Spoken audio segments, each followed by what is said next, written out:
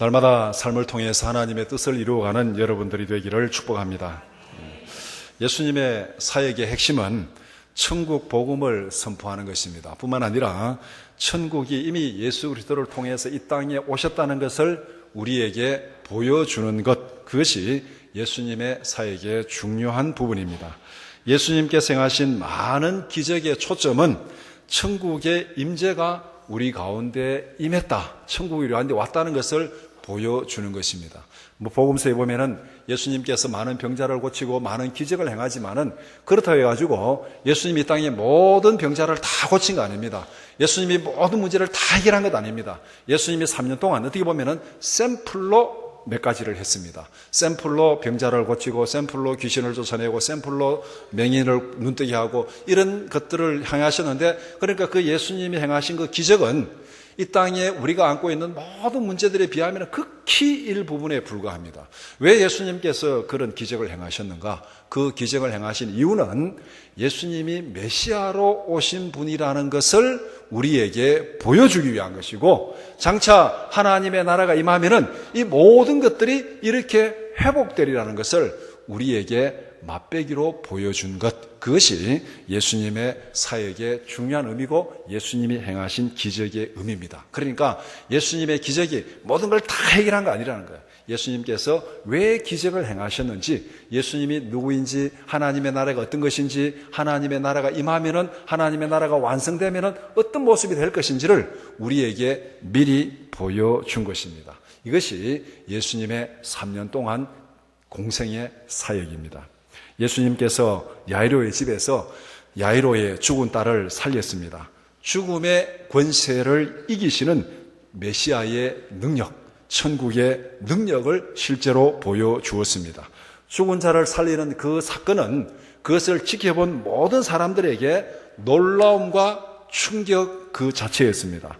예수님을 믿고 따르는 자들에게는 엄청난 놀라움으로 나타났습니다. 예수님에 대한 경외심과 예수님에 대한 믿음을 더 크게 하는 그런 사건으로 나타났습니다. 예수님을 믿지 않고 배척하는 자들에게는 충격으로 다가왔습니다. 어떻게 해야 되는가? 이 예수님을 도대체 우리가 어떻게 해야 되는가? 어떻게 이 예수님의 이 모든 것을 우리가 통제할 수 있는가? 정말 충격으로 다가왔습니다. 죽은 자를 살림으로 예수님의 명성이 온 땅에 퍼졌다고 그렇게 마태복음은 말씀합니다. 예수님께서 야이로의 집을 떠나는 과정에서 또 하나의 기적을 행하십니다. 본문에 나타난 대로 맹인들의 눈을 뜨게 하는 사건입니다. 오늘 함께 읽은 마태복음 9장 27절에서 31절 말씀을 세 부분으로 나누어서 함께 살펴보고자 합니다. 첫 번째는 우리를 불쌍히 여기소서 27절 말씀, 두 번째는 내가 이 일을 할 줄 믿느냐 28절 말씀, 세 번째는 너희 믿음대로 되라 29절에서 31절 말씀입니다.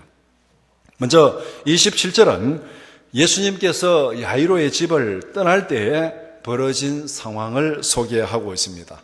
야이로의 집을 떠나서 또 다른 집에 들어가기까지, 그것이 누구의 집인지는 구체적으로 말하지 않지만은 예수님이 야이로의 집에서 길을 가서 다음 다른 집에 들어가기까지 그 사이에 벌어진 일이 오늘 이 본문에 일어난 사건입니다. 27절에 보면은 맹인 두 사람이 예수님을 따라오면서 부르짖고 있습니다.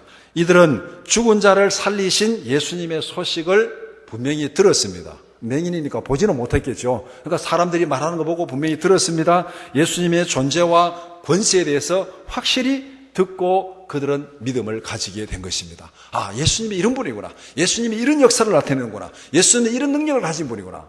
그 예수님에 대해서 자기들 마음속에 분명한 믿음이 생겼습니다.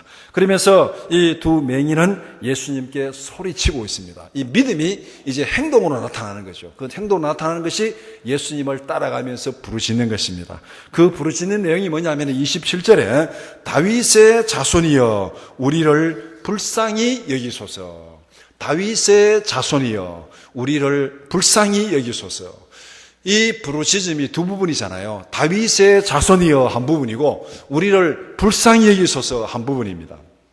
맹인이 예수님께 우리를 불쌍히 여겨달라고 부르짖는 것은 어떻게 보면 너무나도 당연한 거예요. 자기들의 그 고통, 자기들의 장애, 이것이 엄청나게 큰 거죠. 이 맹인, 시각장애는 오늘날 또 굉장히 큰 장애잖아요.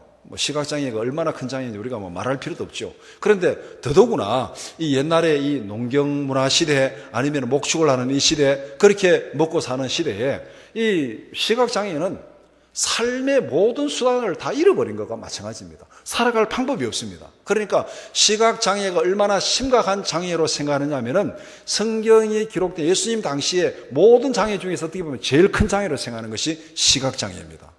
그래서 이 시각장애가 이 성경에 쭉 나타나는데 제일 첫 번째로 주로 등장을 하고 있습니다. 그러니까 죽음과 버금가는 장애를 시각장애라고 그렇게 생각합니다.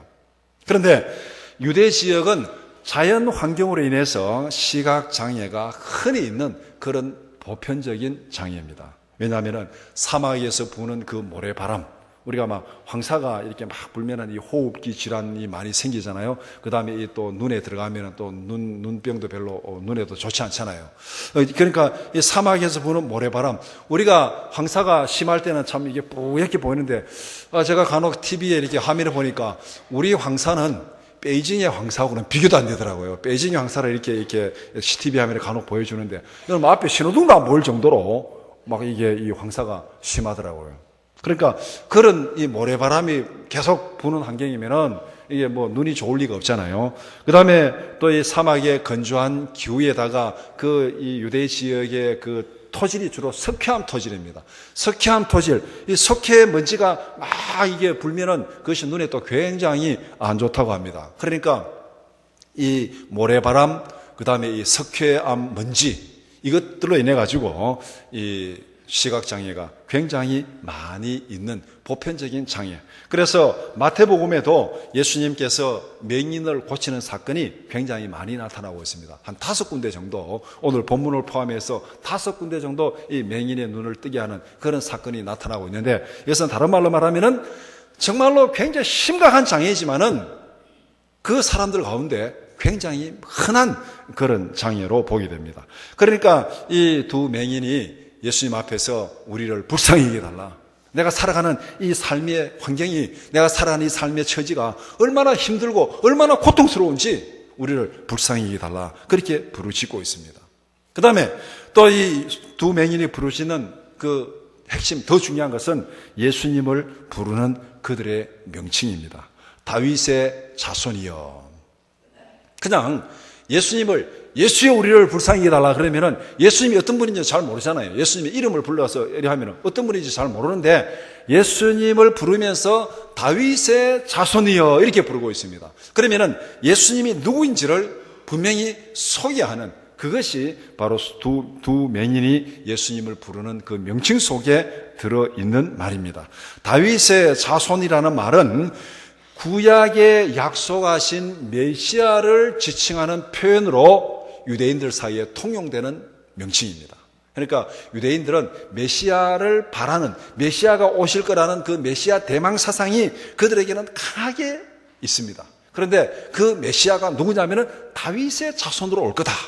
자기들에게 약속하신 메시아는 다윗의 자손으로 올 것이다. 여기에 대해서는 아무도 이를 다는 사람이 없습니다. 맹인들은 예수님을 다윗의 자손으로 불렀습니다. 예수님을 구약에 약속하신 메시아로 믿고 부른 것입니다. 하나님께서 우리에게 때가 되면은 메시아를 보내준다고 했는데 그 메시아가 당신입니다. 당신이 그 메시아입니다. 다윗의 자손이여 우리를 불쌍히 여겨 주시옵소서. 당신이 하나님께서 약속하신 메시아로 오셨으니까 메시아로 오신 예수님이여 맹인된 우리를 불쌍히 여겨달라고 그렇게 지금 이 두 사람이 예수님 앞에 부르짖고 있습니다. 그러면은 다윗의 자손이 왜 오실 메시아에 대한 약속으로 그렇게 유대인들이 다 믿고 있느냐 하면은 성경에 어떤 약속에 근거해서 그렇게 믿고 있는가? 사무엘하 7장 12절에서 16절 말씀, 내 수완이 차서 내 조상들과 함께 누울 때에 내가 내 몸에서 날 내 씨를 내 뒤에 세워 그의 나라를 견고하게 하리라. 그는 내 이름을 위하여 집을 건축할 것이요 나는 그의 나라 왕위를 영원히 견고하게 하리라. 나는 그에게 아버지가 되고 그는 내게 아들이 되리니 그가 만일 죄를 범하면 내가 사람의 매와 인생의 채찍으로 징계하려니와 내가 내 앞에서 물러나게 한 사울에게서 내 은총을 빼앗은 것처럼 그에게서 빼앗지는 아니하리라. 내 집과 내 나라가 내 앞에서 영원히 보존되고 내 왕위가 영원히 견고하리라 하셨다 하라. 이 말씀은 다윗이 하나님의 성전을 건축하겠다는 좋은 계획을 가지고 나단에게 이 일을, 자기 계획을 얘기했습니다. 내가 하나님의 성전을 건축하겠다. 그러니까 나단이 정말 좋다, 그렇게 하십시오 하고 하나님 앞에 기도했는데 하나님께서 나단에게 아니다, 다윗은 아니다. 그러면서 하나님께서 다윗에게 주신 약속입니다. 하나님께서 다윗이 내가 하나님의 성전을 짓겠습니다 이렇게 좋은 계획을 얘기했는데 하나님이 다윗의 그 계획을 거절했습니다. 너는 안 된다. 너는 전쟁터에서 피를 많이 흘렸기 때문에 너는 성전을 지을 수 없다. 하나님께서 다윗의 이 좋은 이 열정을 거절하고 나니까 인간적으로 말하면은 하나님이 좀 다윗을 너무 이렇게 상처를 줄 수도 있잖아요. 그 대신에 하나님께서 그 다윗의 좋은 계획, 그 열정을 기뻐 받으신 거예요. 기뻐 받으시고 너 성전 건축 안 해도 좋다. 그런데 대신 너 후손을 통해서 성전을 건축하겠다. 그리고 내 후손이 이 땅에 영원한 왕위를 이어가겠다. 그렇게 하나님께서 약속하신 것입니다. 어떻게 보면은 다윗이 손으로 성전을 지은 것보다가 몇천 배 되는 복을 하나님께서 다윗에게 주신 것이 이 약속입니다. 여기에 핵심이 뭐냐면은 나는 그에게 아버지가 되고 그는 내 아들이 되리니. 나는 그에게 아버지가 되고 그는 내게 내 아들이 되리니. 이것이 하나님과 우리 사이에 주신 그 약속의 핵심입니다. 언약의 핵심이 나는 너희 아버지가 되고 너는 내 아들이 되리라. 다윗의 후손, 세울 그 왕위를 세운 것이 하나님의 아들이 되고 나는 너에게 아버지가 되었습니다. 그러면은 아들이 조금 잘못한다고 해가지고 아버지가 아들을 쫓아내서 왕위를 다 박탈해가지고 다른 사람에게 주겠습니까? 그럴 수 없다는 거예요. 여러분들 아들이 좀 잘못하고 아들이 마음에 안 든다 해가지고 족보에서 파내고 넌 영원히 나는 다시 안 보리라 그렇게 끊어버릴 수 있습니까? 끊어버릴 수 없어요. 이게 나는 너에게 아버지가 되고 너는 내게 아들이 되리라. 영원히 끊어질 수 없는 관계라. 영원히 끊어질 수 없는 관계. 그러니까 사울이 잘못했을 때는 왕위를 빼앗아서 너에게 줬지만은 너의 자손에게는 그런 일이 없을 것이다. 그가 잘못하면은 인생의 채찍으로 징계를 하고 고난을 주기는 하겠지만은 그 왕위는 너에게 영원히 보존되리라. 이 약속의 말씀을 궁극적으로는 다윗의 후손으로 오실 메시아에 대한 약속으로 유대인들이 받고 있습니다. 예수님 당시에 그 다윗의 왕조는 무너졌잖아요. 다윗의 왕조는 끝났습니다. 그러면은 이 약속의 말씀이 어떻게 이루어지는가? 다윗의 후손으로 오실 메시아를 통해서 이 땅에 하나님의 나라가 영원히 세워질 것이다. 이렇게 유대인들은 다 믿고 이 약속을 그렇게 받아들이고 있습니다. 그러니까 메시아는 다윗의 후손으로 온다. 하나님께서 약속하신 그 다윗의 후손, 그가 오시면은 우리를 하나님의 진리 위에, 하나님의 영광 위에 영원히 세워주실 것이다. 그것을 바라면서 메시아 대망 사상이 그들에게 강하게 자리 잡고 있었습니다. 마태복음은 예수님을 어떻게 소개합니까? 다윗의 자손으로 소개하면서 마태복음이 시작됩니다. 마태복음 1장 1절에 아브라함과 다윗의 자손 예수 그리스도의 계보라. 아브라함과 다윗의 자손 예수 그리스도의 계보라. 이것이 굉장히 중요한 의미를 가지고 있다는 것입니다. 메시아의 오심과 맹인들은 그럼 어떤 관계가 있는가? 이 맹인들에게 메시아 온 것이 왜 그렇게 중요하냐? 다윗의 자손이요, 메시아요, 우리를 불쌍히 여기소서. 이 맹인들에게는 뭔가 자기들에게 특별한 뭔가 있기 때문에 예수님을 그냥 예수님이여 말하지 않고 당신은 메시아입니다. 이 땅에 오신 메시아입니다. 메시아니까 우리를 불쌍히 여기달라고 그렇게 부르시고 있습니다. 왜 그러면 이 맹인들이 예수님을 메시아라고 다윗의 후손이라고 부르면서 그렇게 자기들을 불쌍히 여기달라고 부르시느냐? 이것도 자기들 나름대로 하나님의 약속에 근거한 믿음을 가지고 부르시는 겁니다. 그냥 뭐 돈 한 푼 보태주세요 이 정도에 부르시면 안 되라는 거예요. 다윗의 자손이요 이렇게 말할 때는 이 맹인들도 하나님의 약속을 굳게 붙들고 그 약속에 근거해서 하나님 앞에 간구하는 내용입니다. 메시아가 오면은 어떤 일이 벌어지는가? 이사야 35장 5절 6절 그때에 맹인의 눈이 밝을 것이며 못 듣는 사람의 귀가 열릴 것이며 그때에 저는 자는 사슴같이 뛸 것이며 말 못하는 자의 혀는 노래하리니 이는 광야에서 물이 솟겠고 사막에서 시내가 흐를 것임이라. 메시아가 오면은 제일 먼저 딱 나타나는 게 뭐냐? 그때에 맹인의 눈이 밝을 것이며. 지금 맹인이 예수님을 다윗의 자손이라고 고백했습니다. 고백할 때 메시아가 오면은 어떻게 된다는 거예요? 맹인의 눈이 밝을 것이며. 이들에게는 이거보다가 더 좋은 약속이 어디 있습니까? 그 다음에 이사야 42장 6절 7절 나 여호와가 의로 너를 불렀은즉 내가 내 손을 잡아 너를 보호하며 너를 세워 백성의 언약과 이방의 빛이 되게 하리니 내가 눈먼 자들의 눈을 밝히며 갇힌 자를 감옥에서 이끌어내며 흑암에 앉은 자를 감방에서 나오게 하리라. 맹인들이 볼 때는 메시아가 왔다는 것은 그들에게는 엄청난 소망이고 정말 이게 감격할 내용입니다. 그래서 자기들의 고난 가운데서 예수님을 다윗의 자손이여 우리를 불쌍히 여기소서 그렇게 예수님을 다윗 자손으로 부르면서 따라가면서 간구하고 있습니다. 예수님도 자기를 메시아임을 소개할 때 제일 먼저 제시하는 증거가 뭐냐면은 맹인이 눈을 뜨는 것입니다. 요한이 감옥에 갇혀 있습니다. 감옥에 갇혀서 요한이 궁금증이 생겼어요. 예수님의 소문을 듣고 예수님이 진짜 오실 메시아인지 아니면 다른 사람을 기다려야 될지 요한이 약간 헷갈린 겁니다. 그래서 요한이 제자들을 보내서 예수님께 묻습니다. 오실 리가 당신입니까? 아니면 다른 사람을 기다려야 됩니까? 다시 말해서 하나님께서 약속하신 메시아가 당신입니까? 아니면 다른 사람을 기다려야 됩니까? 이렇게 지금 요한이 예수님께 묻고 있습니다.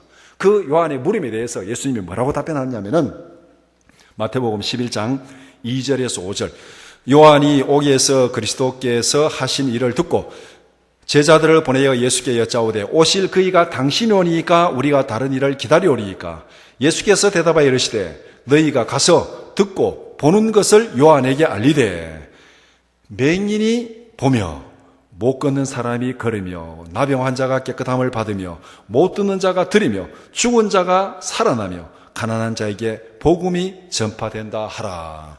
맹인이 보며 그러면서 예수님께서 행한 기적을 쭉 나열하고 있잖아요. 그러니까 예수님이 행한 기적이 왜 중요한지를 여기서 보여주고 있는 거예요. 내가 이 땅에 오신 메시아라는 것을 보여주기 위해서 예수님께서 샘플로 몇 가지 기적을 행했다는 거예요. 그 중에 제일 첫 번째가 뭐냐면은 맹인이 보며. 그러니까 이 시각장애가 그때 당시에 얼마나 큰 장애인지를 보여주는 거예요. 모든 장애보다 제일 먼저 언급하는 것입니다. 그러면은 이런 사건들을 종합해 볼 때 두 맹인은 예수님을 다윗의 자손 메시아로 믿고 고백하는 것이 이들에게 어떤 의미가 있는지를 우리가 알 수 있습니다. 메시아가 오면은 제일 먼저 하는 일이 뭐냐? 맹인이 보게 된다. 눈먼 자가 보게 된다. 당신은 메시아입니다. 예수님 당신은 메시아입니다. 다윗의 후손입니다. 그러니까 하나님의 약속에 의해서 우리를 불쌍히 여겨 주시옵소서. 이 말이 뭡니까? 우리의 눈을 뜨게 해달라는 거예요. 메시아로 오신 예수님께 눈을 고쳐달라고 그렇게 부르짖고 있습니다. 다윗의 자손이여 우리를 불쌍히 여기소서. 하나님의 약속에 근거한 믿음을 가지고 하나님 앞에 부르짖고 있습니다. 이 믿음이 정말 명품 믿음입니다. 우리가 하나님께 대한 믿음을 가지고 있지만 우리의 믿음이 어떤 믿음이냐? 하나님의 약속을 굳게 붙들고 그 약속에 근거한 믿음이 명품 믿음입니다. 우리의 믿음의 기초는 하나님의 약속이에요. 그래서 이 구약, 신약, 옛 약속, 새 약속, 하나님의 약속에 근거해서 우리가 예수를 믿고 살아가는 거예요. 그러니까 이 맹인 두 사람은 이 믿음이 정말 명품 믿음을 가졌습니다. 그냥 우리가 살기 힘드니까, 먹고 살기 힘드니까 돈 좀 보태주세요, 좀 고쳐주세요, 이 정도가 아니고 당신은 메시아입니다. 메시아 오면은 맹인의 눈이 밝아지고 눈먼 자를 뜨게 한다고 하나님 약속하지 않았습니까? 그러니까 이제 그 약속을 우리에게 이루어 주십시오. 이 믿음이 정말 하나님 앞에 진정한 믿음이고 명품 믿음이라는 거. 우리가 하나님 앞에 이런 믿음을 가져야 된다는 거. 그냥 단순히 그냥 믿습니다가 아니고 하나님의 말씀 어느 구절, 나는 이 구절에 근거해서 이 약속에 근거해서 내가 하나님 앞에 믿습니다. 우리가 하나님 앞에 기도할 때 이 약속의 분명한 근거를 가지고 하나님 앞에 기도하시라는 거예요. 그러니까 우리가 하나님 앞에 기도할 때 하나님의 말씀 이렇게 말씀하셨사오니 하나님이 이 약속하셨으니까 하나님 이 약속의 근거에서 내가 하나님 앞에 기도합니다. 이런 믿음을 가져야 된다는 거. 그래서 두 맹인은 겸손하게 주님의 은혜의 필요성을 절감하고 있습니다. 우리에게는 하나님의 약속에 대한 이런 확실한 믿음이 있습니까?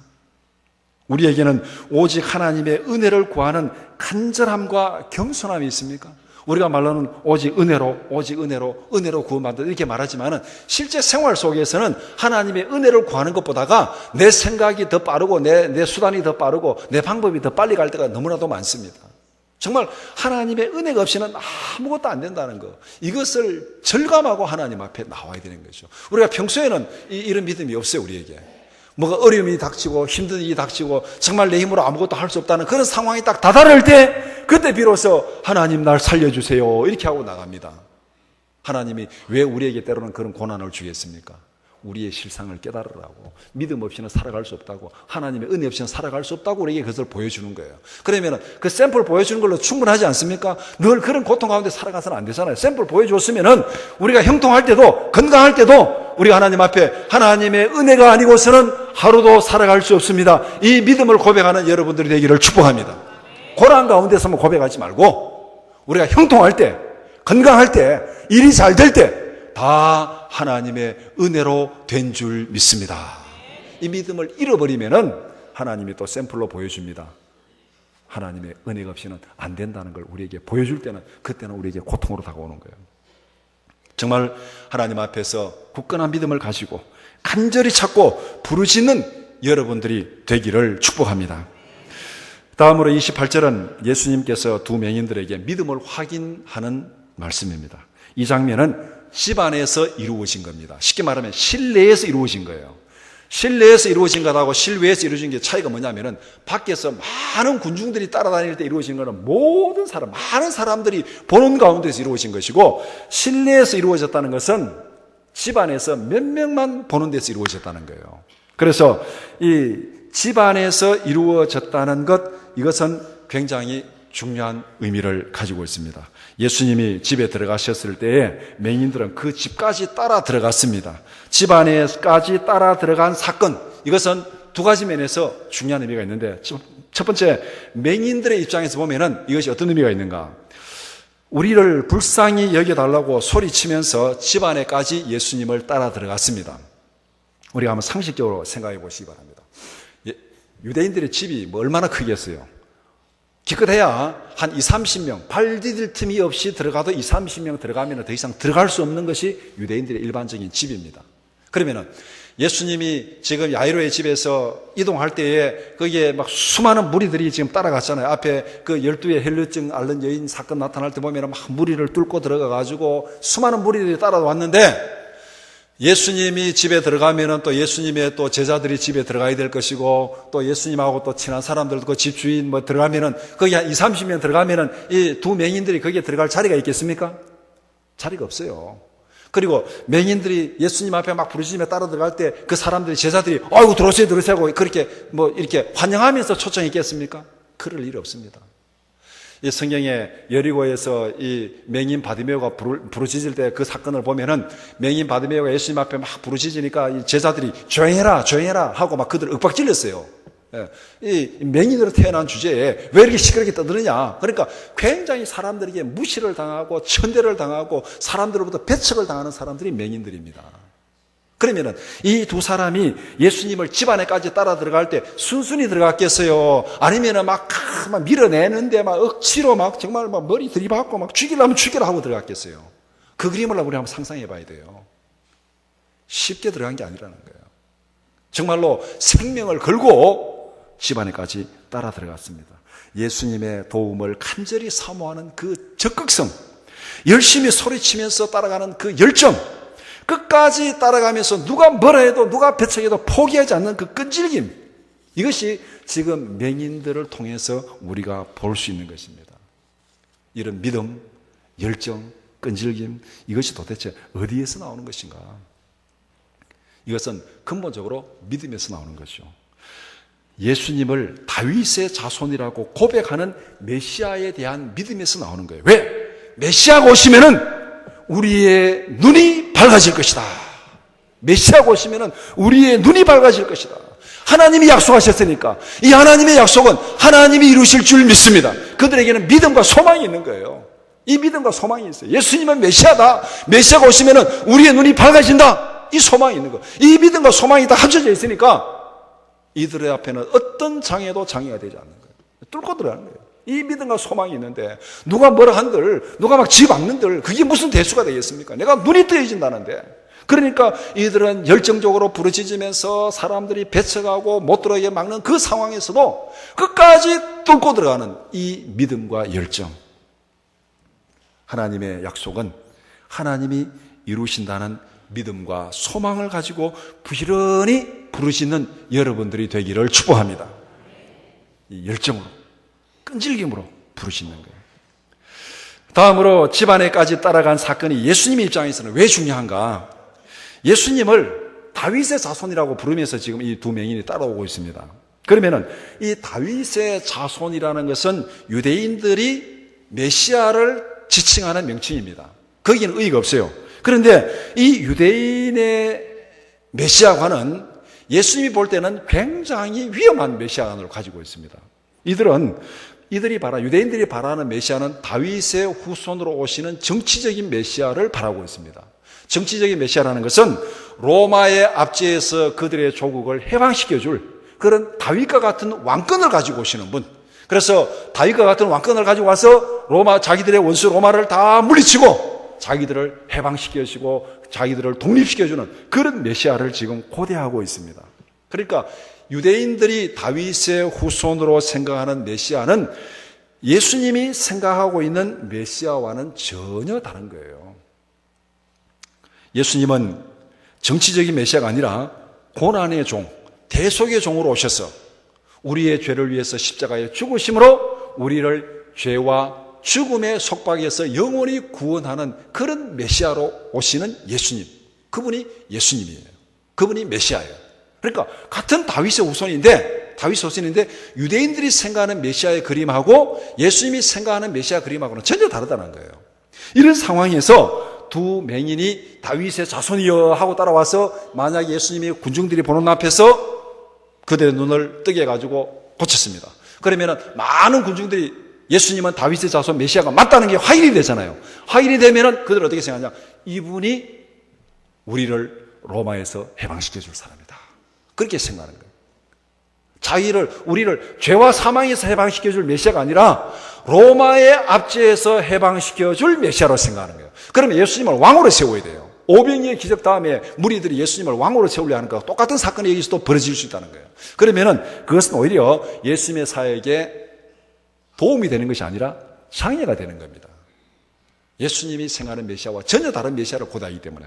그리고 이 일로 인해 가지고 로마 권력과 불필요한 긴장 관계가 만들어질 수도 있다는 겁니다. 그래서 예수님은 군중들의 오해를 피하기 위해서 오히려 이 맹인들을 고쳐주되 밖에서 무리들이 다 보는 데서 고쳐주지 아니하고 집안에서 고쳐주는 거예요. 그러면서 30절에 뭐라고 말합니까? 삼가 아무에게도 알리지 말라. 이렇게 경고하는 것은 예수님께서 군중들의 오해를 피하기 위해서. 그런데 이 사람들은 또 나가서 막 떠들잖아요. 예.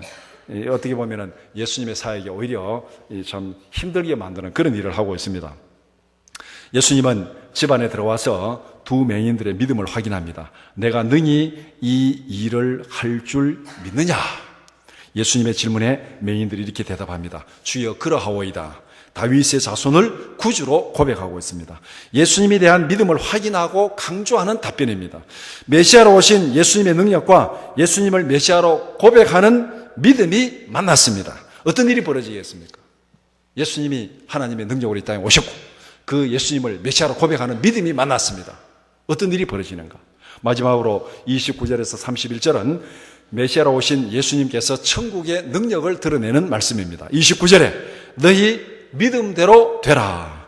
예수님의 선포는 현실에서 하나님의 능력으로 나타났습니다. 두 맹인의 눈이 밝아서 보게 되었다. 그렇게 말씀합니다.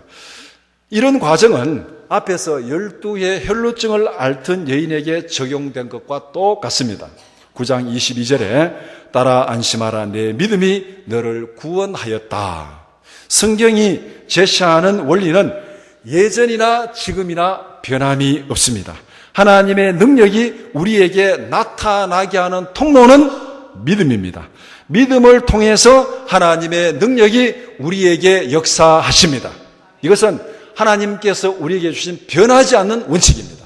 믿음을 통해서 하나님의 능력이 우리에게 나타납니다.